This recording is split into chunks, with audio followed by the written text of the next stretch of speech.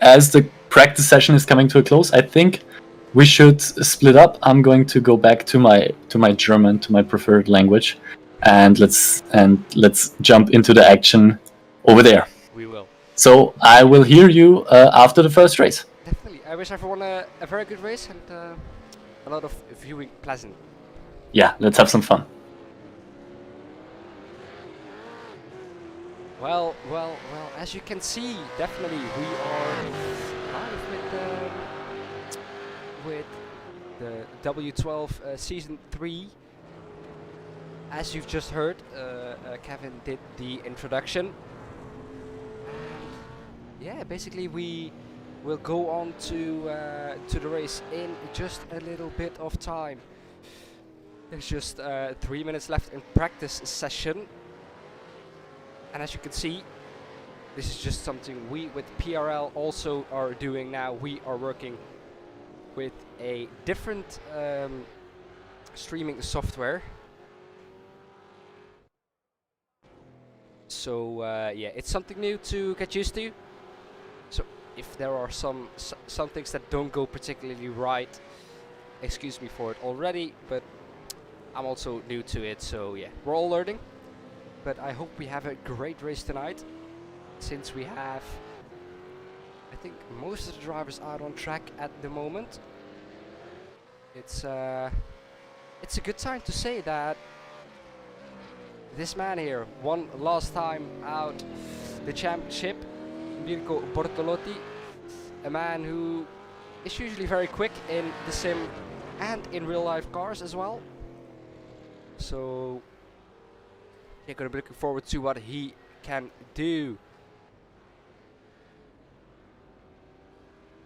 He currently 300s clear of Steffel, which himself is gonna be looking for a great result in the Ford Mustang, the V8 supercars we're driving on. So as I said, this is just practice. The qualifying won't be open qualifying, so they will all get a lap, but the interesting thing is they will only get one lap and only one. So everyone is going to be looking forward to this. It's going to be a one-shot qualifying, no room for mistakes, which adds up to the pressure. The drivers didn't know this before, so they don't have any clue what they were gonna get settled up to.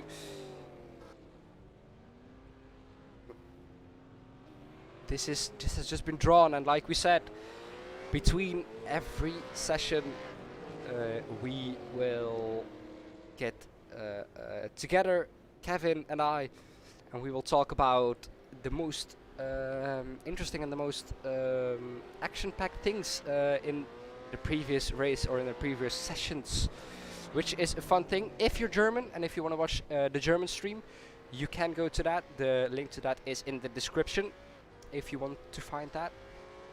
But yeah, let's go. Let's get into the action. It's only 10 seconds left until we head on to qualifying. All drivers are absolutely ready for it.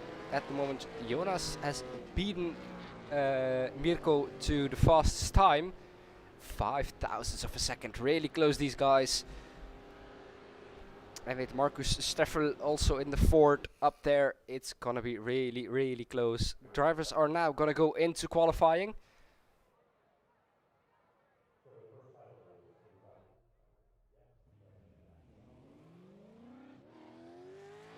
We won't have all the drivers out there, but we can do what we want. So we can go on to everyone who is out there. We're gonna look with the man who set, I think, the fastest lap time in the practice session. Let's see what he can do in qualifying. It is a one lap qualifying, so everyone will get an equal chance. These cars are really, really difficult to drive in high speeds. The thing with these cars is that the moment you brake hard, you brake hard into a corner, you really attack the corner, it is very easy to step out the rear, which is definitely a problem with these cars.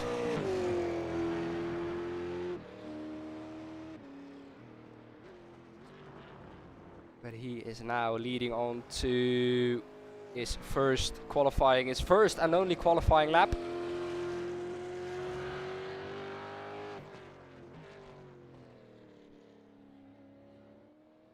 Qualifying is 5 minutes. We'll look onto the first one who set a time. Excuse me if I'm not too clear with my commentating. I am not feeling that well at the moment, but I still wanted to put a good stream out there for you guys with some good content. The content definitely will be great. This is in cooperation with W12 Racing Series or Sprint Series.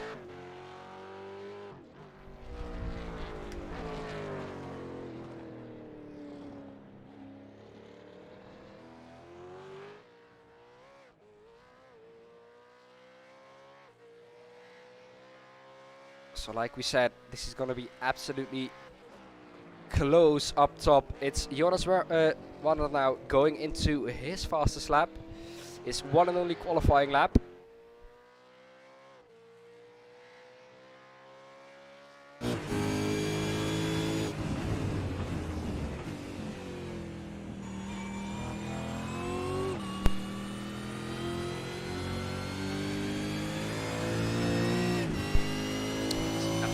Long through there.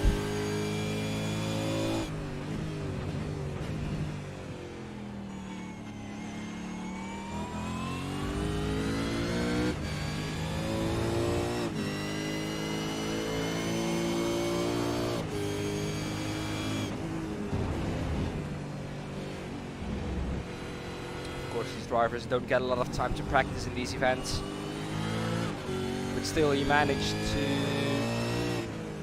get it so close with Mirko and Jonas, I think it was. Second fastest lap time indeed it was. Now looking back at it. Now looking with Jonas, so definitely an interesting thing. And his lap time is gonna be... Oh, I got fake.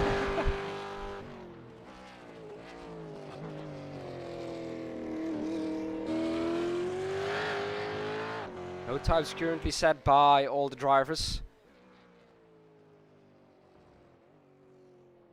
And there we have our first time. It's Stadtmann with a 1:51.892. Let's see what Jonas Wander can do now. That is an absolutely great time. 1:51.510, but Mirko beats him to it with a 51.463. This man has pole position, 47 thousandths of a second.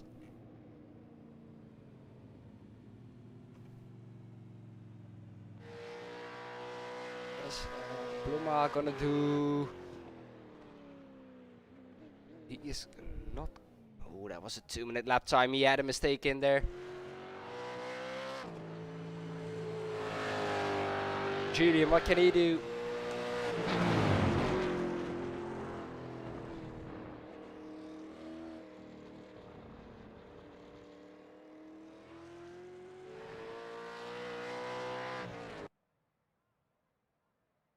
There we have it. That is a wrap for qualifying. We have the starting grid for our first heat, which we will quickly run over to. We have Mirko in first position with an absolutely amazing qualifying lap.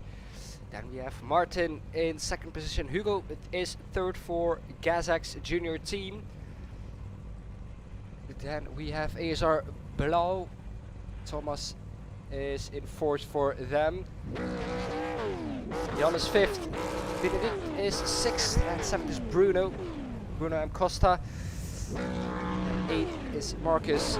9 Marcus Riemer. Then Dennis Van Merks. 11 Harold Bloma. and 12th is Julian.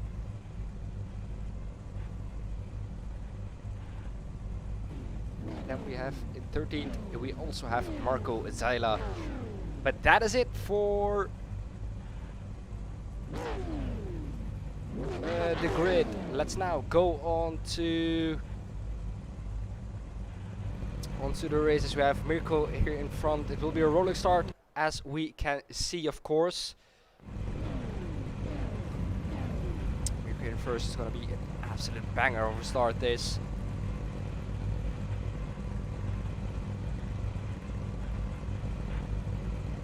Formation lap starts now.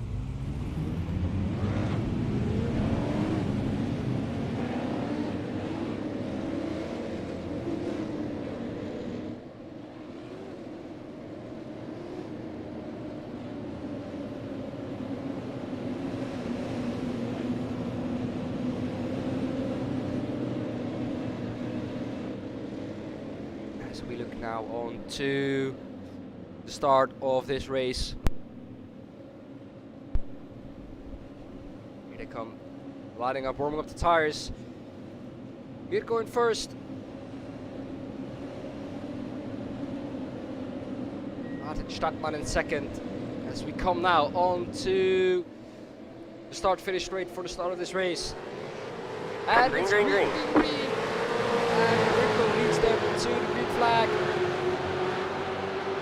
And Stadtmann behind them with a very good start. Hugo behind that with a bit of a air as he now gets through into third again. Further back in the field, it's Sven Merckx with a bit of a sad start here. Not the quickest out of all of them. Someone is blinking and we have a touch there. Oh, and Sven gets turned around. Oh, and they both go around. They're both out of this since it's such a short heat. 6 minutes, Mirko still out in front for them. Behind that, they have Hugo absolutely chasing out Stadtmann.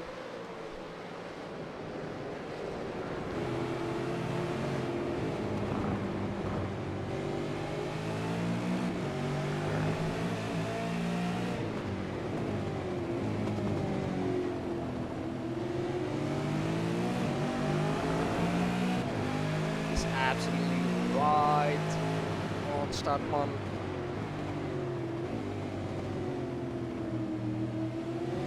Martin is not gonna get one single inch.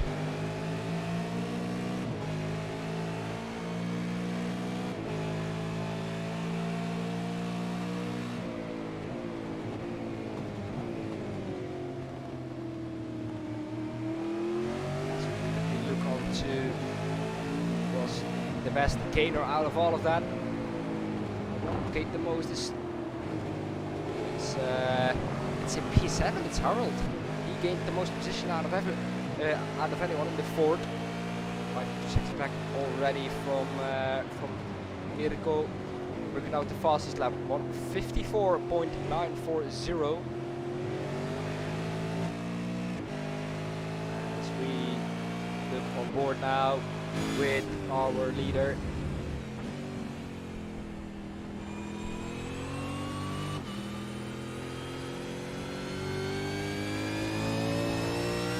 Mirko man who can make cars go fast in the simulator but in real life as well.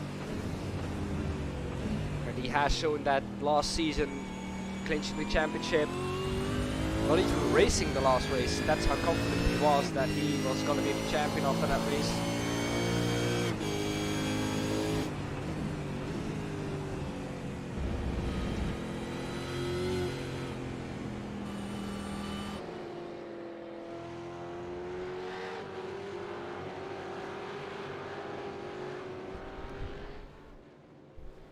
As we get now Mirko to lead, 3 minutes already into the race, coming on to start finish again. Mirko still leads. Behind that is a battle going on between Harold and Julian. Oh, yes, we have a little touch there.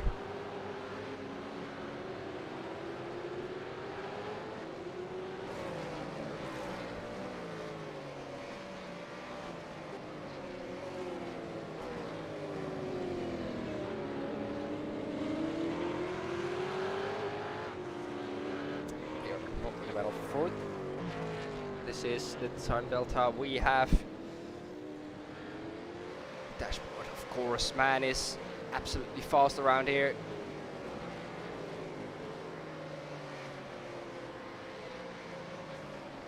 But it's still Mirko Bortolotti leading the way.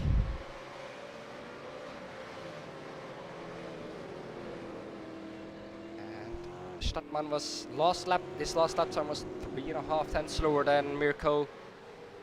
First lap was 1.2. Of course, he had the pressure from Hugo behind him. Right, and Martin, Hugo behind him, also 3 tenths slower. But Hugo himself is gonna have to defend from Thomas. He's gaining, but he's staying close, so he doesn't get an inch from him.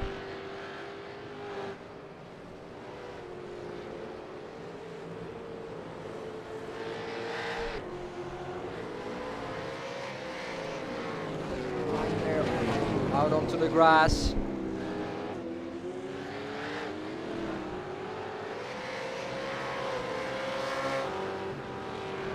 It's still Mirko leading the way.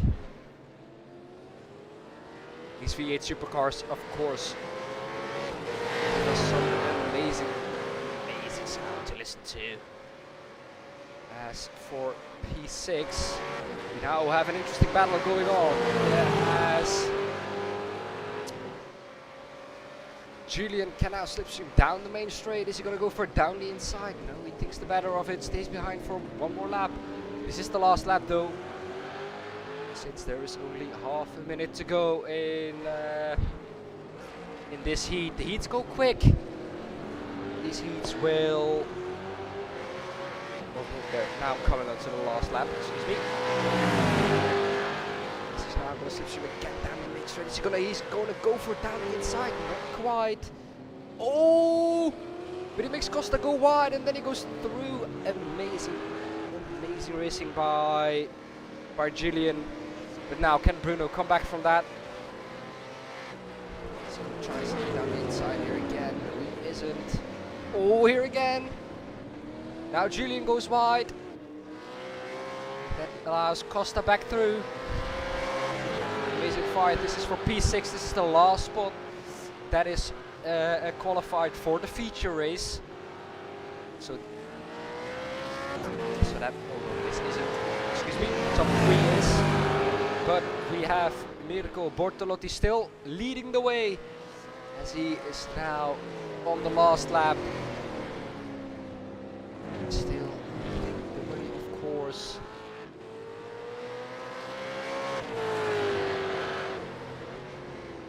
He has a couple more corners to go until he crosses the finish line to win the first heat of today. That is absolutely amazing.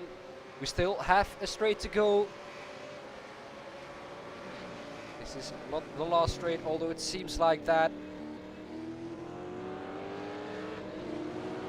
It's close behind. And here we are then, and Mirko Bortolotti is gonna win the first heat of today. Behind that it's Hugo, behind Stadtman, and then we have Thomas, who just misses out on that spot. But for 6th we had an awesome battle going on. Seems like Costa has lost that 6th position to Julian. But we have our finishers at the back of the field. Sadly in pit lane. Sven Rax is gonna overtake him now.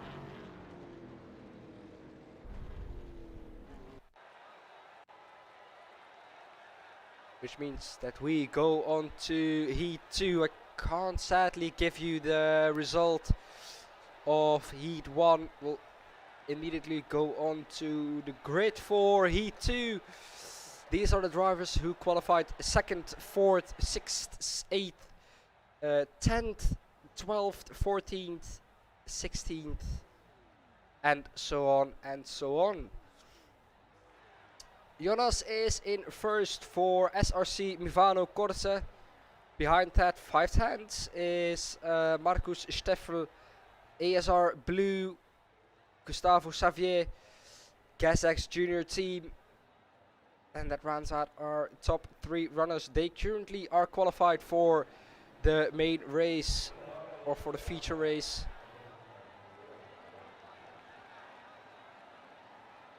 Then we go on to P4, a man who's definitely in with a shot at that 3rd place. Evan Dietzold. Tobias Kurus is 5th. Thijs Merks 6th. Jens Fittler 7th. Mike David Ottman is 8th. Florian Stadman 9th. 10th. Matthias Baldauf 11th. Lucas Cambea, and 12th is Carvalho. As now we head on to the start.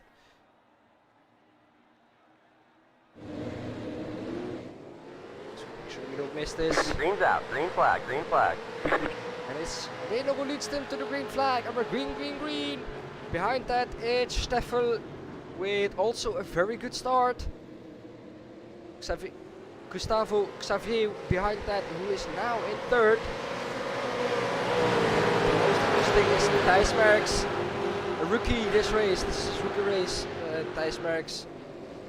And him in the Vodafone livery goes a bit wide there. That is costing him a lot of positions. He was in 4th, now drops back down to 8th, and he's now going to be under attack from Carvalho. Is he going to pull down the inside? He thinks the better of it. Thijs gets through. Did he get a little touch there on the back? Oh, it snaps for him. Thijs definitely not in the lead now. Jonas Vanna still in the lead. Marcus Steffel behind him, chasing him down. Gustavo Xavier in the last position that qualifies him for the feature race. Excuse me. And we have Tobias Kurtz currently in 4th, Dietzold in 5th. Top 5 rounded off. Behind it, we have Tobias now under attack from Evan. Is Evan gonna pull down the inside here? Is he gonna give it a launch? Not quite. Get up the inside. Tobias breaks a little bit too late, and they're now side by side. Evan is a bit in front. The next corner he has the inside, but he has to give up. So Evan gets through, and now Tobias is under attack from Lucas. He has to watch out that he doesn't lose a couple of positions here. Looks like he got a very good exit out of the last corner, which makes for a very good lead leading onto that straight. Behind that is Thijs Merks in 8th. He is now around the outside, and he was on the power a little bit too early. He steps out for him. Into right place he goes. He's gonna give it a launch down the inside. He definitely is. He doesn't give up. He doesn't give up quickly. But he now also has Ortman down around his outside. Oh! I think that's Ortman going off there. Gives Thijs a little bit of breathing room. Thijs qualified very good this race in 6th, but sadly has to yield at this night now. Almost half of this heat done. Still in 1st, but 7 tenths behind that is Marcus. He is catching though. As you can see, last lap time 1.1 slower. Look at what it is now as we're gonna come on to the start finish straight. Did he gain something? I don't think this is the start finish straight. No, this is not. What is this? No, this is not. This is the other start finish straight. These two are absolutely running clear of the field. Behind that is Xavier, who is 2.5 seconds back of this battle.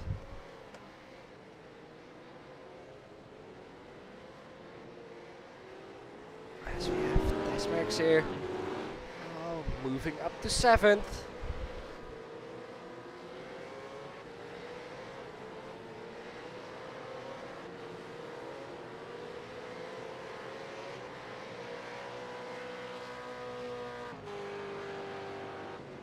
lap 2 now. Losing a little bit on Jens Fiedler. But it is still this man in the lead.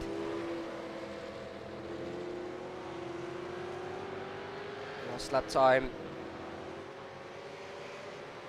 He was 0.05 of a second quicker than the man in front of him. He is definitely quicker in this first part though.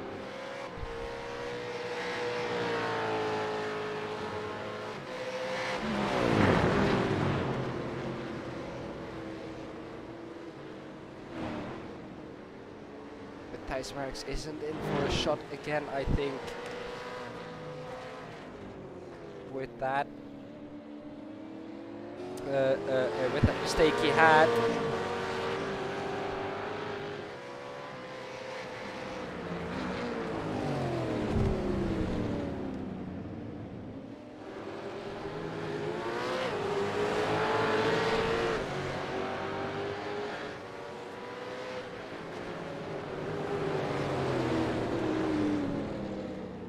Nice, of course, he is. One more time, it's interesting how loose these cars are when you drive them on the edge. Let's come there. Has gained 7 positions out of this. He is a real winner and he is now on the last position. He is right on the ass of Gustavo Xavier. Wait, oh no, he isn't. He isn't. He is quite some time back. Excuse me for that. He's fourth. 3.5 seconds in front of him is Xavier. He's not going to catch back up to that. But the man who is catching up though in this lap is Steffel. Last lap. Let's see what he did last lap.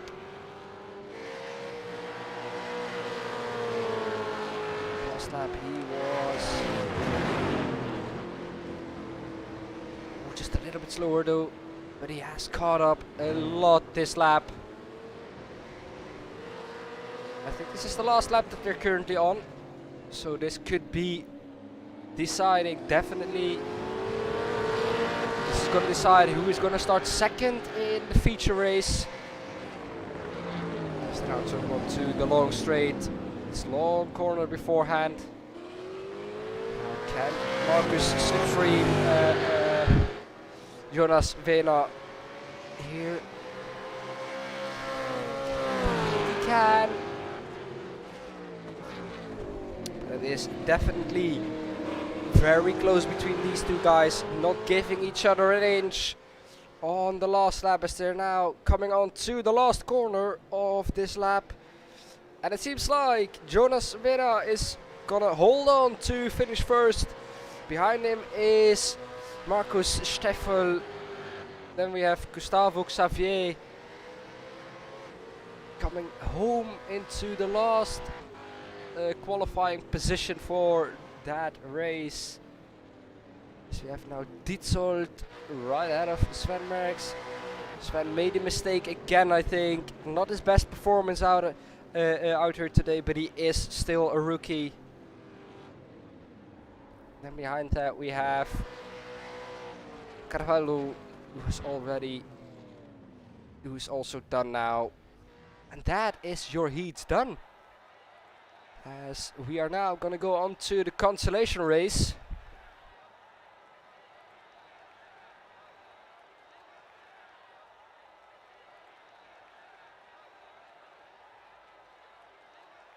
We're gonna quickly run over the grid, and then I am gonna keep quiet for this race, sadly, and for all the next races I will be able to say something in between the races, but sadly, since I'm not feeling too well, it isn't going too well with commentating right now, sadly. But we have Thomas Piba in first position, courtesy of the heats.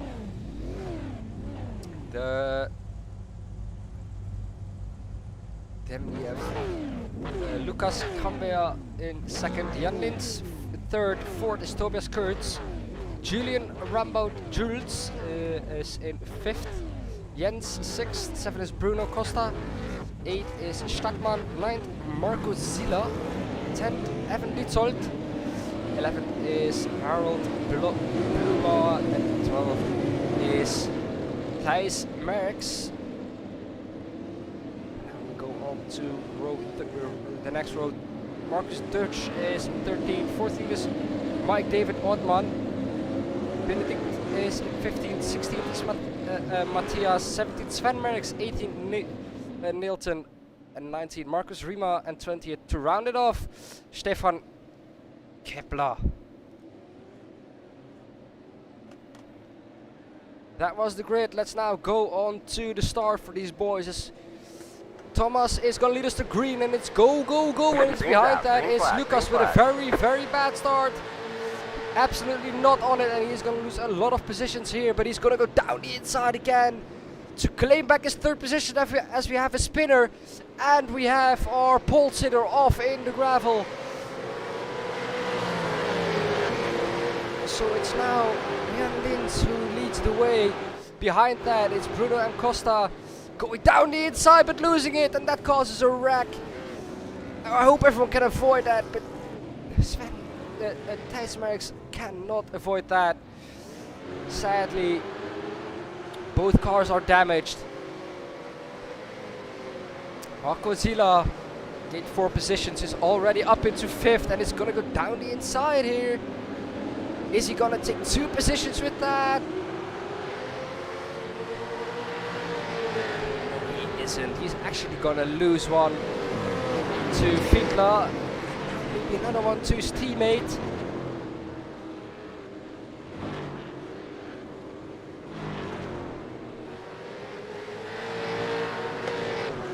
As we have now, excuse me for fireworks,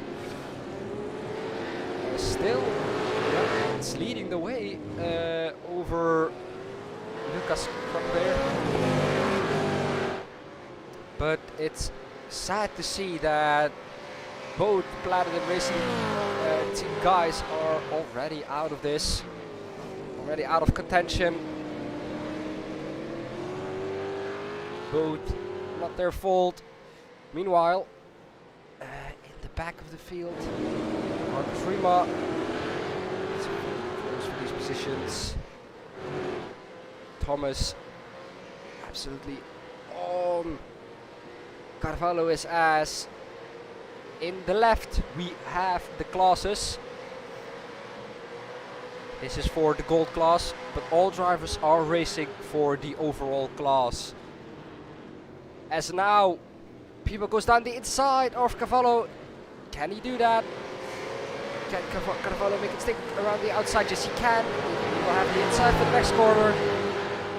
So this is going to be a difficult one to complete for Thomas, but he keeps it around the outside. Amazing battle between those two guys, and he now finally has the edge, or doesn't he? Yes, he does, and that is that overtake completed. Meanwhile now Carvalho is under attack from Marcus. But he thinks the better of it, gives Milton a little bit of time to get back. Maybe not the best thing to do, but around there. Now the slipstream is working for him. Can he go down the inside? Milton is absolutely holding on to that 10th position.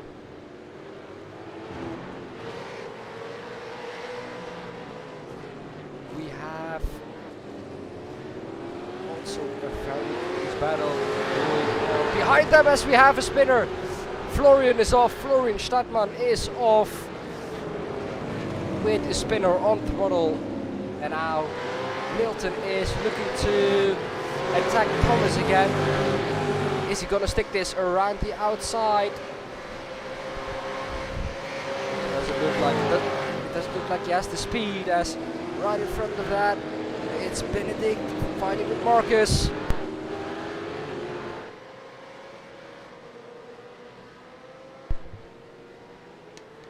At the front of the field, it is very, very close. Lucas now setting the fastest lap time over Jan Lins.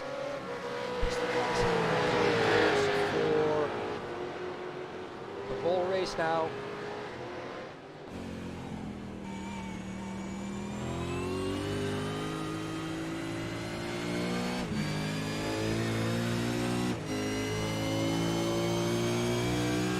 Last lap time also his fastest lap time from Lucas. It's a bit out of shape, but Jan locks up in front of him. Can't make use of that.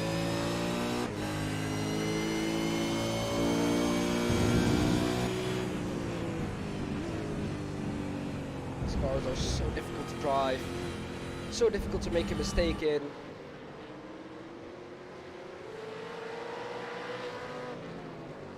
This is the last lap.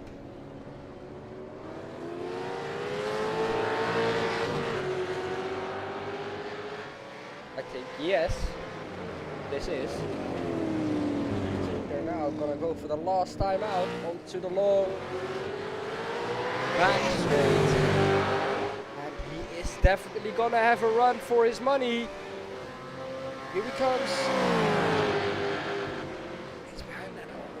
Looking in his mirror, is he gonna make the same mistake as everyone else? Downhill brake certainly doesn't.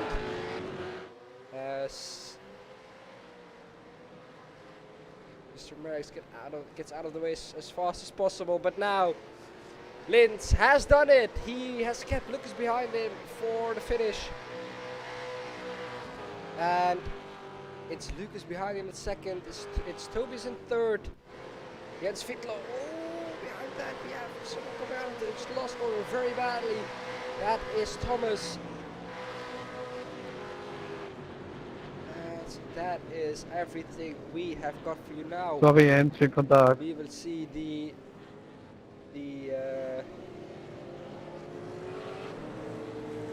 feature race, of course. Consolation race. These are all very, very short, these races. This is just to create the grid for the feature race, as we have done now. The one is finished, so now we can go on to the main race, the feature race, with everyone in it. 26 drivers are out there today, and one of which came out on top, and that is Mirko Bortolotti, winning the first heat, which gives him the pole position. Winning the second heat was Jonas Vanna, which gives him second in the feature race. We have Martin Stadtmann in third, fourth Marcus Steffel, fifth Hugo, sixth is Gustavo, 7 is Jan Lins, 8 is Lucas Cambia, and we have 8 and 9 Tobias Kurtz, 10 is Marco Zilla, 11th is Jens Fiedler, and 12th is Evan Ditzold.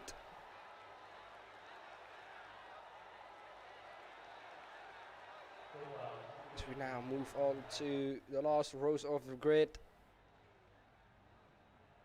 Thomas in 13, 14 is Marcus, 15 Benedict, 16th Nilton, Stefan, Florian, Julian and Matthias from 17th to 20th. Then we have Sven, Bruno, Harold and Marcus rounding out the grid. So we now go on to the cameras. Field leading them to green. We have David Wortmann in 25th, 26th is Thijs Merckx. Let us round off the grid for us, and now let's see what these guys can do in the race.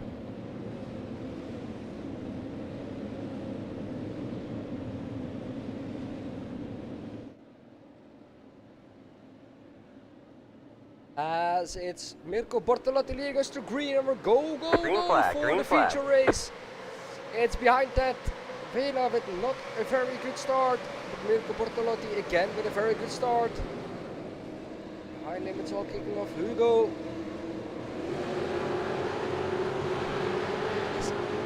I think it's gained some positions, but behind that, look at the field spreading out. Absolutely amazing to see But since my voice is going now, I think it's better for me to shut up and do the camera version so you guys can enjoy it. I'm sorry for not commentating too much today. I've tried my best, but it's not working. And it's only getting worse, and I want to be better for next time. So guys, I hope you all enjoy this. Between the races when the draw happens, of course. So yeah, I hope you guys enjoy it.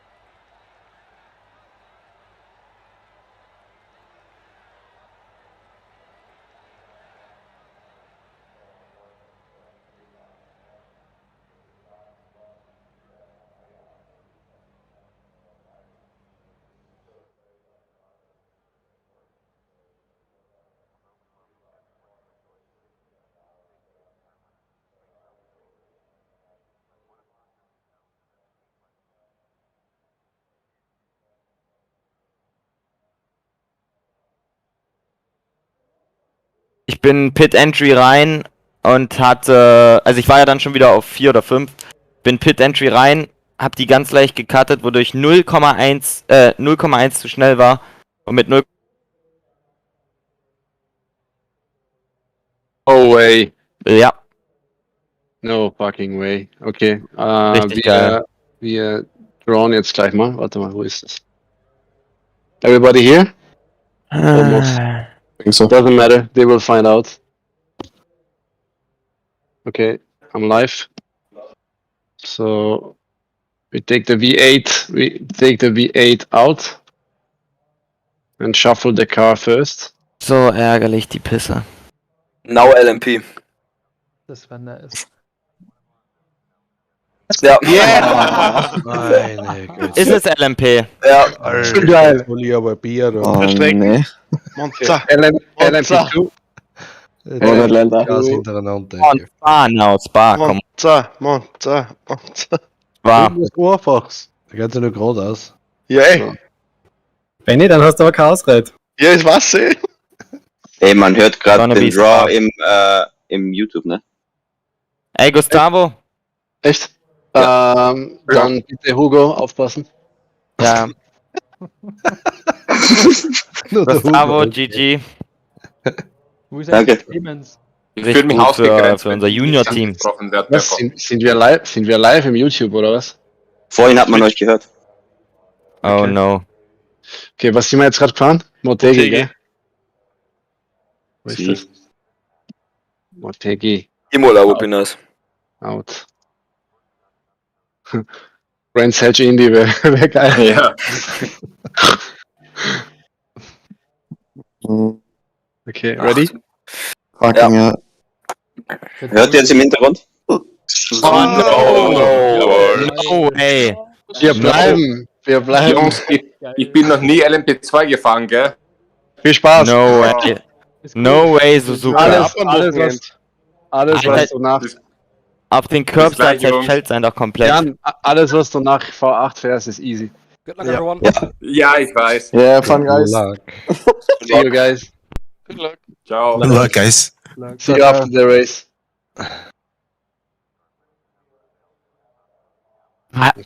Oh, Scheiße. Gehen wir mal runter. Einfach mal, hier gab's ja nicht mal. Und now, jetzt werden wir nochmal kurz über das erste Rennen auf Englisch sprechen. So, then, Yes. here we are again. So, What a race we saw. What a race we saw. water, yeah, amazing. Good stuff there. We saw some interesting things happen in the feature race and in the heats as well. For me, the most funny point was that I don't know who it was, but someone entered or tried to enter the pit lane, but spun on the way in. Oh, all right. We didn't see that in the German stream. I was too focused on tactics and everything, which I get quite carried away on those W12 races. But yeah, there was some great racing actually in parts.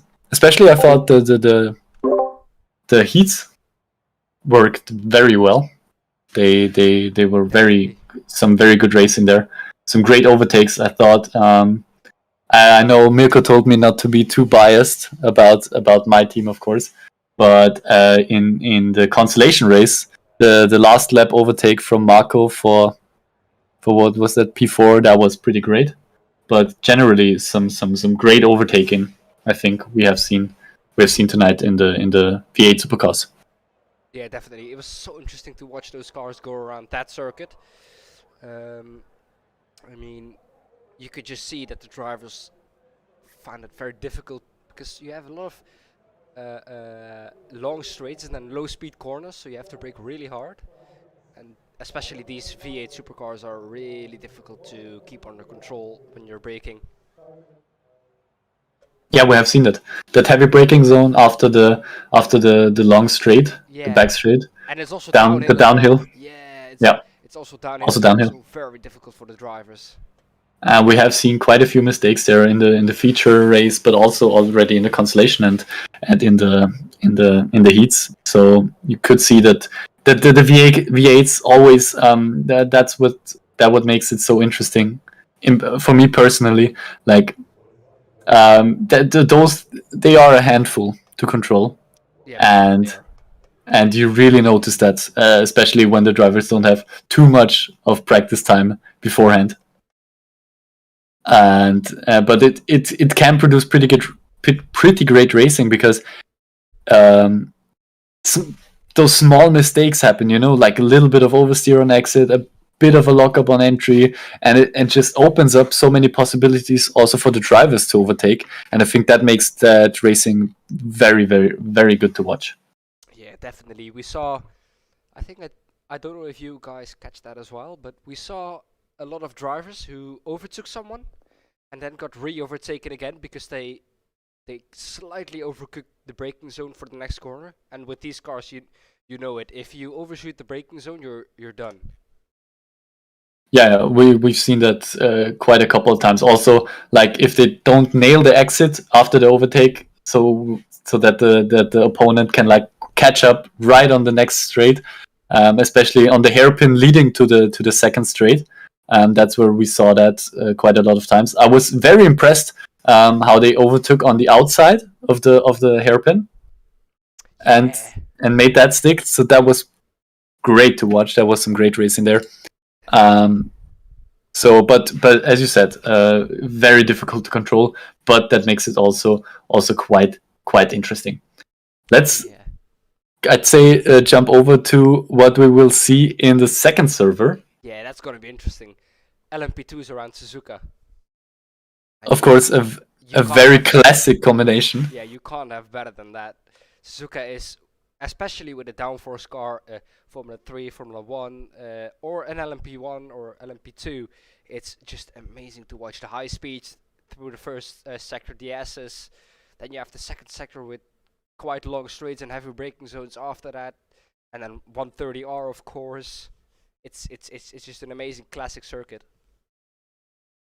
And also provides amazing racing, especially as you said in those high downforce cars. Luckily, a car. You can overtake. Yeah, you can overtake on that track. Yes, definitely. And I mean, I think the LMP2 as a car is probably a bit better known by all of the drivers. So how it drives, how you need to drive it, and now having this comment, I think it's a great contrast. It shows what the W12 Sprint Series is great at, having those races where it's very unpredictable, like we had in this first race. Twin Ring is not a track that is picked very often in the official races, and the V8 Supercars is not a class that's driven very often, not apart from the enthusiasts of the V8. But that was like a combination that was really, really unpredictable, and you couldn't really tell like how good the drivers are going to be and how many mistakes they're going to make. But now we have like a real, I'd say a classic duo of track and car with the LMP2 and Suzuka, which just everybody knows, and everybody knows how to get around. So we can expect quite a bit different style of racing than we have seen probably in the first server. Yeah, definitely. I mean, Suzuka is, I think, especially now, they know the circuit, but I think most of the drivers just have to get up to speed with an LMP2 around Suzuka, because that doesn't show up often in iRacing races online. So I think it's a special car and track combo, but I think all the drivers know the track very well and the car also. So I think it's going to provide us with some very, very great racing. Yes. I'll sign that. So how was it? First time watching W12 live, let's say. Just generally, what do you make of our drivers? How they performed? I mean, yeah, just in general. Yeah, you could see that the top guys, they were just on another level. You have the top guys, and then you have the midfield, and then you have, of course, the rookies who are new to all of this. But of course, it's all good to have all of them. The rookies, you see, their fights are a little bit more elbows out. The professionals, they don't really fight because although it is very close, they all have just a little edge over each other. I think we saw that with Mirko and Jonas as well. Those guys are usually very close. Last race, sadly, they were a little bit more split up. I think that's also because of the way the track and car combo was. They don't know the V8 that well, so I think this race will be closer. But yeah, it's great to watch, especially in the midfield. It's so close the whole race, within a second of each other. Yeah, I think that's really also a very, very, very great to watch. We have those different, I'd say, pockets of racing always. You have like the front guys, which on their day are fighting to the absolute limit.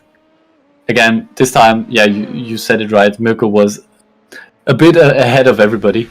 Let's be honest, he was by far the strongest guy on track. But just right behind that, I mean, the battle for P3 until the end between Vanna and Steffel, that went down to the wire, down to the last lap, and that's at the very top, fighting for podiums. And then especially the midfield is unbelievable how close everybody actually is. I mean, you had fights containing 6-7 guys at one time, which is of course absolutely ridiculous to think about. After like, not like in the first lap, but like already well after the race has started. Yeah, well into the race. I mean, it's great to watch, but it's not great to commentate really. You have so much to focus on. It's six guys fighting each other, especially when you're new. All those German names, all those difficult German names, you just can't pronounce them. And then six names you have to look at, and we're like, who is which and who is doing what? Yeah, it's absolutely amazing to watch. It is, but don't worry, that has nothing to do with your problems with the German names. I have trouble as well keeping up with all of the stuff that's happening in the races. I try to focus on what's closest or what's most interesting, but I do very much understand your point. It's very difficult to keep track when there's 3 fights all across the field, and you need to show one of them to your viewers. It's not easy. It's definitely not easy. I mean, at one point, I remember, I think the first 10 minutes of the race, it was so close that I couldn't choose between who I wanted to show. So at some point I was like, you know what, let's give Mirko some credits that he is faster than everyone today. And then I was like, but they are more than or less than half a second apart from each other, and I was like, oh, but they're also. It was so difficult to. It was amazing to watch and amazing to see how close the racing was in the midfield. Yeah, it's. Get used to have Mirko. Get used to having Mirko on the front. You will see it a couple of times, I think. If the last seasons are anything to go by, but I think, especially now with this combination, LMP2 Suzuka, I think we will see much closer fighting also at the front. I don't think that Mirko is just gonna run away with it like he did with the V8s. He seems to, I don't know how much he practices with the V8 supercars, but it seems to be quite a lot if you think about how fast he actually is with those things. But I mean, is it Mirko just fast in everything? There's a reason. He's just fast. Yeah. There's a reason he's the previous champ. So. Yeah, of course. No, he's fast in everything, but also well deserved. Also, his strategies are always right on point. Yeah, which is another thing that I would like to go to after you have said your sentence. Yeah, that man is. Apart from being a driver, that man could also be an engineer with his strategies. And strategy is exactly the point I wanted to come across. We have seen a couple of strategies, of course. Also part of the W12 Sprint Series is that we limit the fuel capacity of the cars by quite a lot, so that they even have to refuel in those fairly short feature races, which also opens up quite a bit of fuel strategy. We have some people seeing go long, a bit shorter. Some of them pitted very, very early. Like after 7.5 minutes, I think the first cars, Jonas Wanner, for instance, came in. And then people like Thomas Pieber, who I personally know from he's one of my teammates, but I know that he's one of those guys who really likes to think outside the box when it comes to strategy or try something very unique. And that's also something, of course, that's very that kind of shakes up the second half of the race after the pit stops, because it happens that people try undercuts, overcuts, and gain positions that way. Well, at some point you have to, because if you feel like you're faster than the guy in front, but you can't get past maybe on track, but you think you're faster in clean air, so you pit earlier to try and make up that time and overtake with the undercut. Or some people think like, well, he's gone now, so I'll go a little bit longer, try and make that gap while he is behind me, and try and make the gap to come out in front of him. Yeah, you're totally right. I thought it was very interesting with the way how spread out. It was pretty unusual actually to see how spread out the pit stops were, because usually it was one or two to see different strategies. Yeah, great. It was great to see. I mean, I was pretty, let's not say shocked, but I was pretty amazed that, like, for instance, Mirko after his pit stop came out in traffic, you know, which is like another which slows him down a bit. Not that it really changed anything on the outcome, but you know, that's a thing that you also have to consider. If other people are going very long or longer than you are, anyways, you might have to deal with traffic if you try and undercut. Yeah, that's also. Yeah, it's always something you have to think about, because if you come out in traffic and the gap, I mean, just something to point out now, Mirko is again almost a second on top of everyone in the practice, but let's state my point. He had the gap to do that. If the gap was under a second and he had came out in traffic, and I think it was Jonas who was behind him. Yes, Jonas before the stops, but in the stops, Martin Stadtmann actually went past. Yeah, so he had the gap to do that, but if Jonas would have been closer within a second, and he would have pitted the lap after Mirko, maybe that he would have come out in front of him because Mirko had traffic. It's those little things that make up, I think, the whole race, and not just that one bit. It's you work towards your strategy in the first part, and then the second part you just try and execute your strategy as best as you can.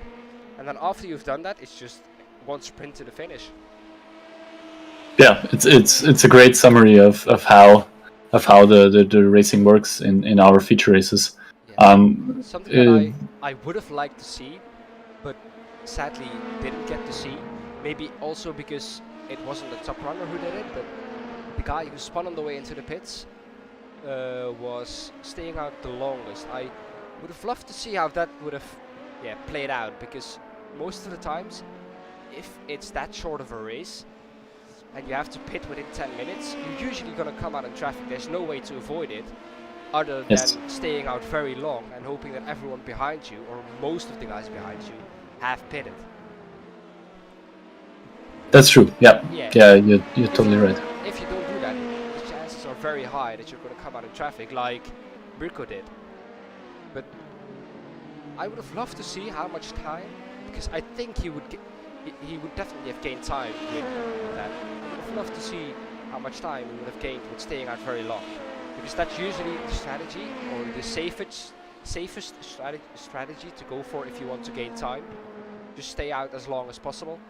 If you can, stay out the longest, like he did. Yeah. that usually works out very well. I mean, I have seen I have seen undercuts as well in previous races where they have gained massive amounts of time. Actually, surprisingly, not something that iRacing usually rewards.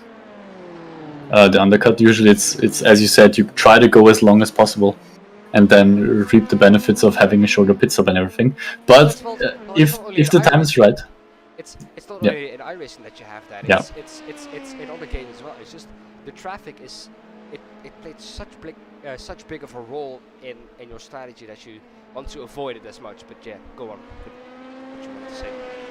yeah, no, I mean, if that's the thing, like if the timing is right, if the time and the car and the track and how the race turns out is right, there is a chance of trying other things, of trying an undercut. It has worked in the past. I think there are probably more limited places or more limited situations where undercut actually works, like to your favor. But there are, I think, especially in our short races, there are sometimes that can be an option, and it has worked in the past. And so you never quite know what to expect when it comes to strategy. Of course, the safe bet is always going long, I think. Yeah. But you know what it is? If everyone goes long and you go very early, that could because if you go very early, there's also quite a high chance that you're gonna come out in clean air because everyone is still that close, and you're gonna lose more time in the pit lane. So everyone gets by you, and you still have clean air. And then I think the people that are behind you have to react, or the people that are in front of you have to react, or you're going to lose so much time, because the undercut then is very powerful. The undercut is definitely more powerful than the overcut, but it is also much more risky. Yeah, you need to get out in the clean air, of course. That's like if you try an undercut and you still have traffic after your pit stop, you're pretty much done. Or you have to to be sure that you're a lot faster than the guys you're gonna come out in traffic. Yeah, of course. I mean, you would need to get by them like instantly, more or less. You're like no trying. So first possible situation, you would need to get past. Of course, if you're that confident in your ability ahead of the others, then of course that could be a strategy. But especially, let's talk about it. When you talk about Suzuka, there are opportunities to pass here. That's for sure. But there are also like the SS 130R is a difficult one, maybe Spoon, where it's like pretty much impossible to pass, or it's at least very, very difficult. Yeah. So we will see how that turns out in strategy. You really wouldn't want to get caught up behind a slower car here, I guess. Yeah, definitely. What we also have to keep in mind is these are different cars. These have dirty air. These are not like the V8s. The V8s are way easier if you're pretty much faster than someone to overtake. These cars are, I think, wider. They're more robust. They produce dirty air, not as much as the V8, because the V8 does, of course. Everything that moves fast through the air creates dirty air, but the V8 definitely much less than this LMP2. Because if you're behind someone, you get that aero wash. I think within 2 or 3 car lengths. It isn't that much in this LMP2 class because they don't have the barge boards and everything like we see in F1. But you definitely have more difficulties with passing someone that is slower than you immediately than you had in the supercars. So we have to keep that in mind, because I think following with these cars in the S's, you have to have a certain amount of overspeed over someone else to really keep close and stay close until the next overtaking opportunity. Yeah, that's perfectly summarized. Jonas Wanner trying here a bit of a different line. No, that's pretty much perfect as you explained it. So we will see. Makes of course qualifying that much more important, and the feature. We don't have free qualifying. We have open qualifying. So Yes. 10 minutes, Exactly. it's not a lot of time to get your clean lap in. With 26 cars out on this track, it's gonna be a difficult one to get a clean lap in. It is not a small circuit, it is a pretty big one, but still 26 cars on this track. Yeah, Only you can 10 you minutes, can. everyone is gonna wanna get that good lap time in as fast as possible. Yeah, you will see it. The pit lane exit at the beginning of the open qualifying in server 2 is a busy place. Oh, I think if we So- just put a camera on the pit exit, we have more action than we would have in the whole qualifying, I think. You're you're laughing, but that might actually be the truth. No, it's really everybody just rushes out and tries to be the first car on track, so that they can get ahead. But talking about Mirko's dominance, it has been broken. Markus Steffel is at the top, 144.5, just 100th in front of Mirko Bortolotti. Like we saw in Unbelievable. qualifying, I mean, those guys, how can they be so close with that amount of practice? I mean, those guys are so evenly matched over, I think, this short-term period. If the practice would go on for longer, they had days to practice, I think the gaps would be bigger. So I think you now see what the short amount of practice just creates. I mean, just look at that. Like from P3, it's like just 6/10 until P10, Yeah. and even then after that, it's just like 6 more tenths until P16. So it's like 1 second between P3 and what is it? P14. Yeah. Is it? No, P15s exactly. P15. So like 1 second. That's pretty close, That is especially 12 with cars within a second. That's amazing, actually. So we have There are quite a two lot to people- look forward to. Yeah, there's one kind of people, or two kind of people that benefit from this. The people who can learn a track very fast, or can get up to speed very fast, Yes. and the people that are usually very early on are quite on the pace, but if you give others the time, the other will become faster. So these two benefit from this format. The one who are kind of a bit penalized by this format are the ones who usually pretty fast after I don't know, maybe an hour or two of practice, and the people that need a lot of practice because they're usually very new to it. Those people don't benefit. They're just a bit penalized from this format, but I mean, it is a pretty good format, like we saw in the last one. And Yeah, I mean, it definitely it favors talent over everything. Yeah. So if you have like a natural talent for driving, this is definitely the series for you. Yeah. Then you will do very, very well in it. But that's like also like the thought behind. I mean, we don't have a consolation race right here, but like in the first server with the consolation race, the guys at the back do get a bit more time on track driving. I mean, So the yeah, thing is, they don't only get more time on track, they also get more time to I mean, yeah, how do you say it?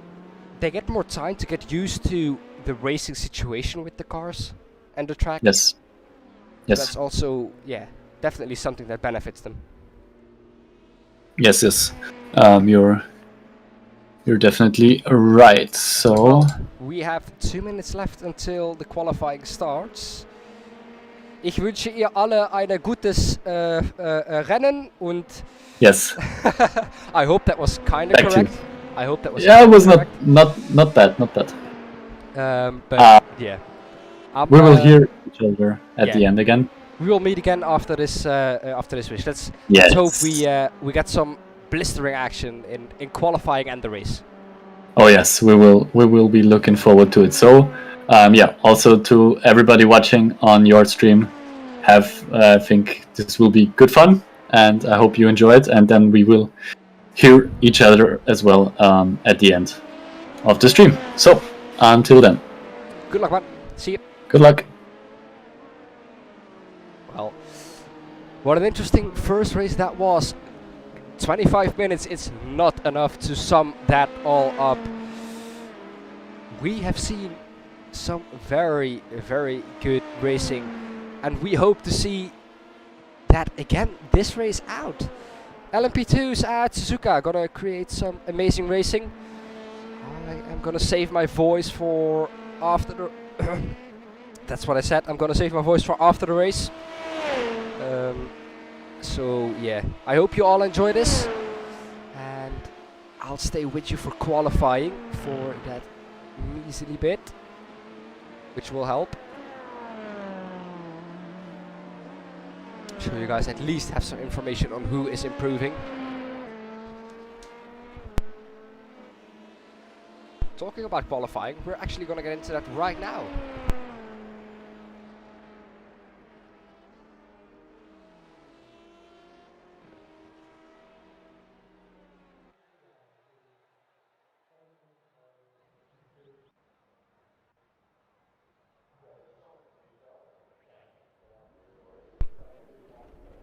Well, here we are qualifying for you guys.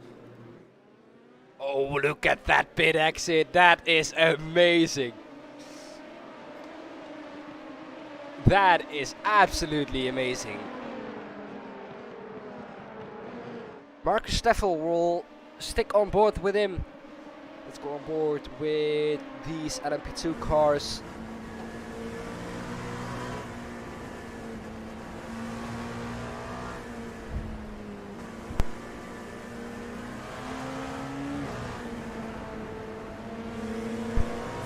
There, already pushing on the outlap to get in front of everyone else.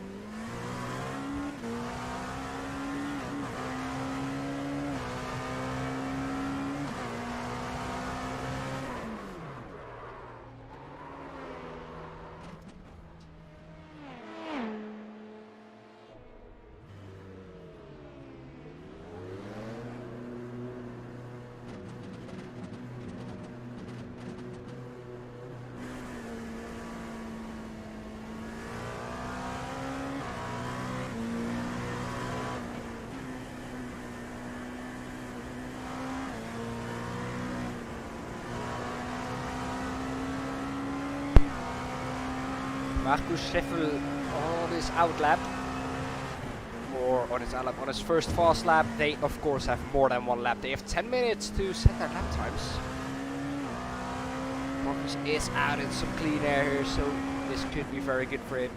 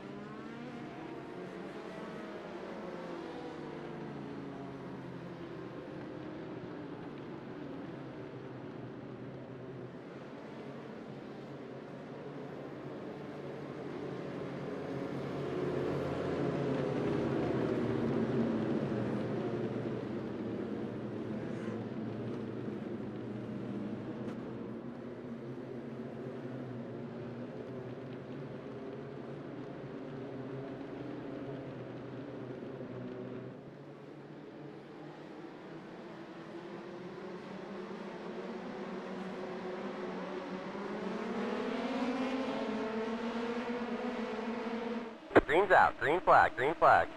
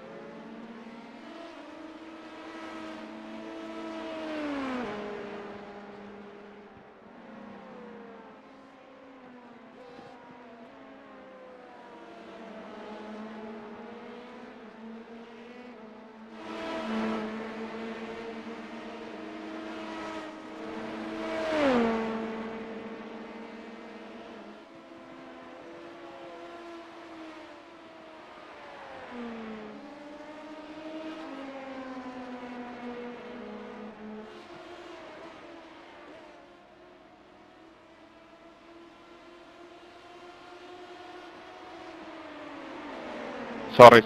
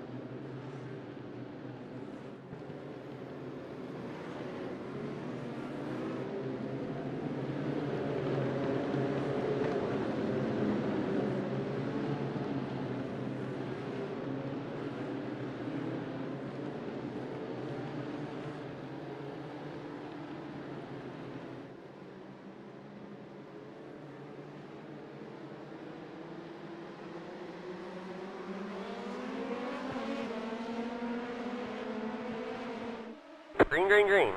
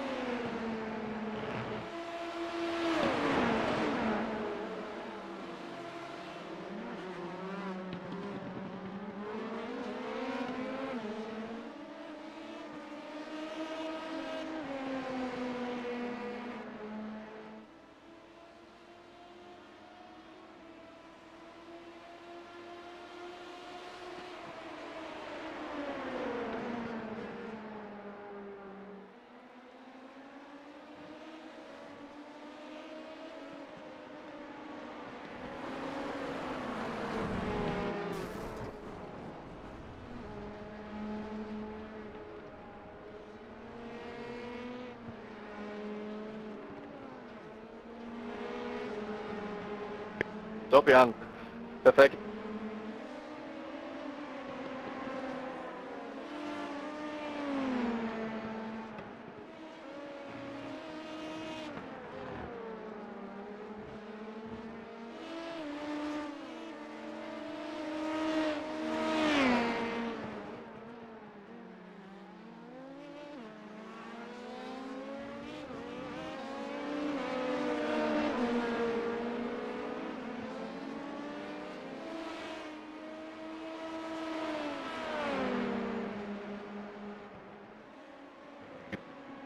Schauen wir gleich im Replay an, Markus, aber ja, ich glaube, ich habe die Linie da hinten nicht halten können, sorry.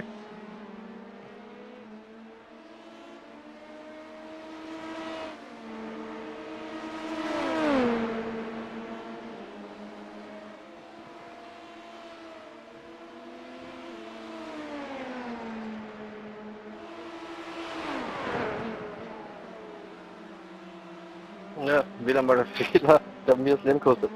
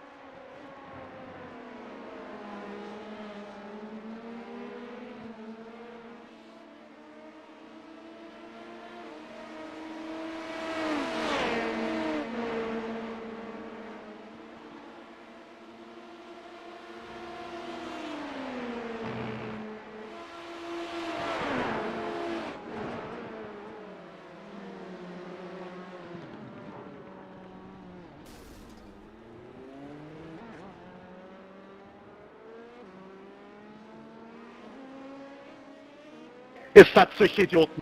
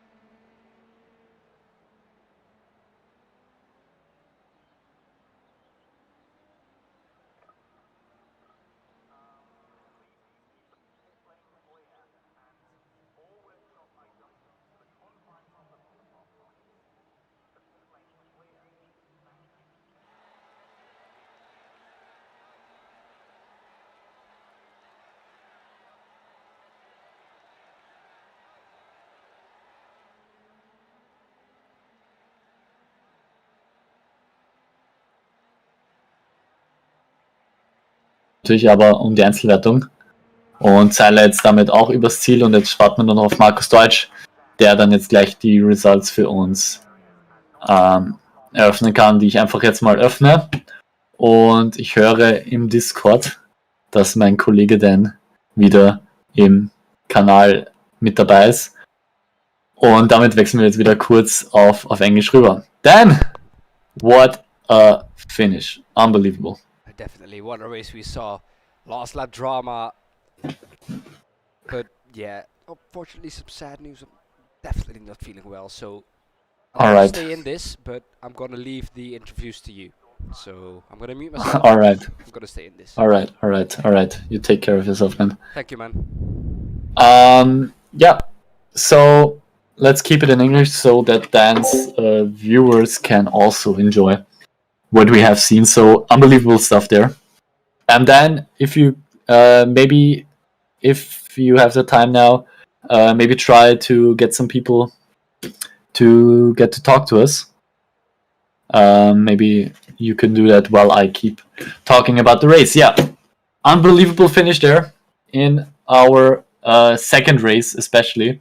But both races, brilliant stuff we have seen there. Qualifying, amazing stuff.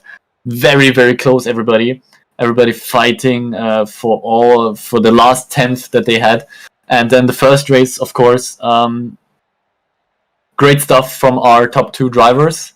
Brilliant stuff fuel-wise, especially I would like to point out. We have seen it in our stream, in the German stream. Bortolotti jumped Steffel in the pits. And it was like millimeters, I would say, milliseconds that he started off first out of his pit box. So as we have talked about, tactics can play a big role in this, and it definitely has in the fight for P1 in the first race. Second race, yeah, whew, that was quite the finish. Everybody who has seen the German streams knows that, but I'd like to keep a low profile on that. I don't want to comment too much on whose fault it was. I definitely am not the person to decide that. I would just say, yeah, it was close. It was too close. It was the final corner of the final lap. It was for the victory. So it makes sense that people are going to defend hard. It just looked, was just too tight there. Mirko, salvaged it, I guess, with P3. Benedikt Hochleitner, he is the one that came off definitely worse from that. Only finished in P8 at the end. So yeah, the big drama. This second race, I think, had a little bit of everything. Good strategies. Also, again, a bit different. People coming out, driving earlier, coming in earlier, coming in later. Especially, I think in the first race, we've seen a lot of different tactics. Second race, not that much. Everybody pretty much came in the same lap there. Good overtaking again.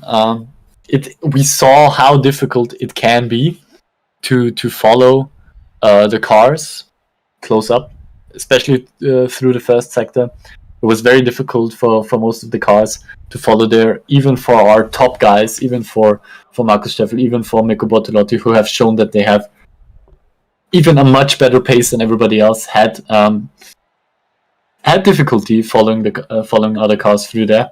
So we have seen that, and of course, yeah, the drama in the final lap, which I can see everybody is talking about in the Discord chat at the moment, and yeah, who can blame them? It was quite a lot to unpack. Yeah, here. Definitely. But it seems like we don't have drivers that want an interview. They're not really interested in us, are they? Yeah, they're quite reserved, I guess. Was not the big also in the last seasons, not very popular to talk to me after the races.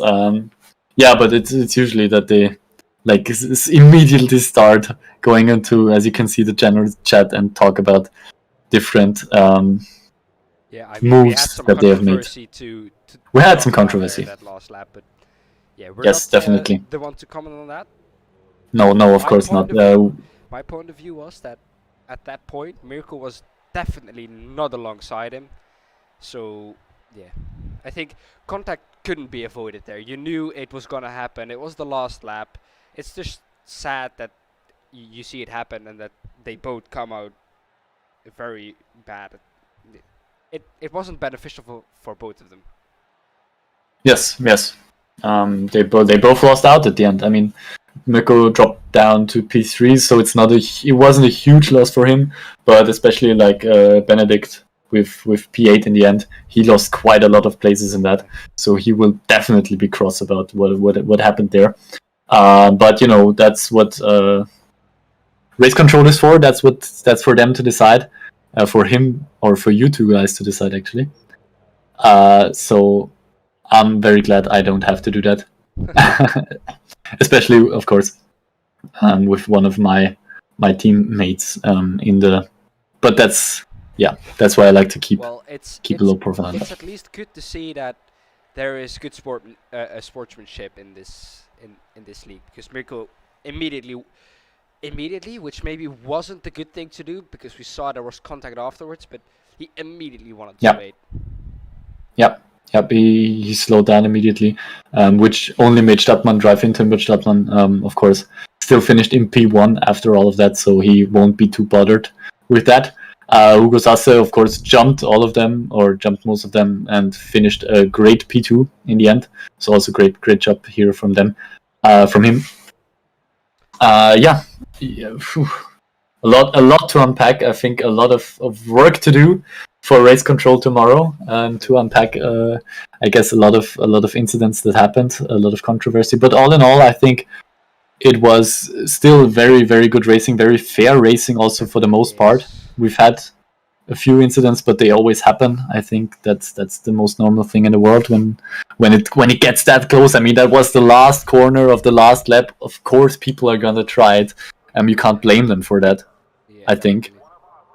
But so yeah. Since we can talk about this for days and days afterwards, I'm gonna end off my stream so you can end your stream in German, so at least the people that are not that good at English can understand a little bit of what you said, because I mean, they deserve it after such racing. So of course, we'll finish it off. So thank you. So on that point, thank you very much, everybody who was watching on Dan's stream. I hope you guys enjoyed it. I hope you had some fun watching W12 Sprint Series. We will be back next week again in the same pairing. Again, I think with the same kind of setup. I think that has worked pretty well tonight. Then hopefully I can do more commentary. Yes, I hope so as well. I hope you get better until then. So again, thank you very much to you, Dan, as well, of course. No worries. Thank you for being part of this. Because without the viewers, what's the point of doing this? Yes, of course. They are the big part.